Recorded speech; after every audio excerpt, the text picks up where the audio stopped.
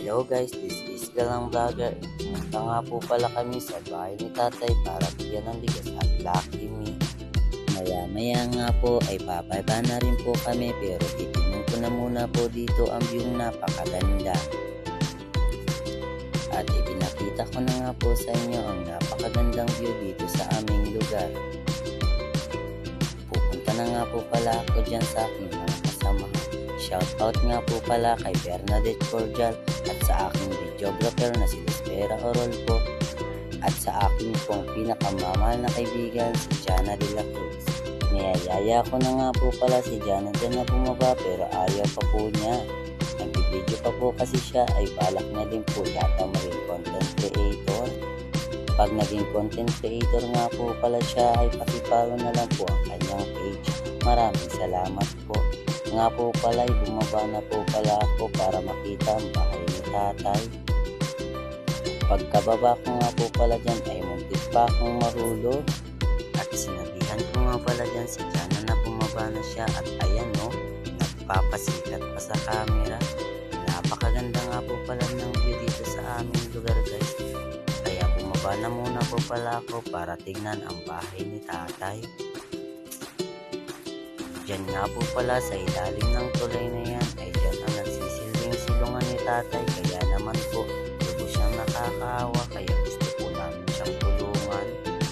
Sa mga oras na nga na yan ay wala pa nga si tatay kaya hinahanap ko pa nga po siya sa gilid-gilid. Hindi nga po pala namin alam kung nasaan si tatay at inaya ko na rin nga po pala siya na tumaas at nauna pa nga po pala si Janang pumunta sa may lubid kaya ako ang nahuling umakyat. At dito na nga po pala ako umakyat sa may mga crack na bato para madaling makaakyat. At minamadali ko na nga po paakyatin si Jana para nga po makauwi na kami at mukhang uulan. At ayan nga po si Jana ay nagpapasikat pa talaga sa camera. Hiningi ko po pala dyan ang tali para ako din ay makaakyat. Nagpapakyut pa nga po pala dyan si Jana bago binigay sa akin ang lubid. At nahihirapan nga po pala ako dyan umakyat dahil ako nga po ang nagbibideo. Pinapanood lang nga po pala ako ng aking videographer na si Lispera Orolpo.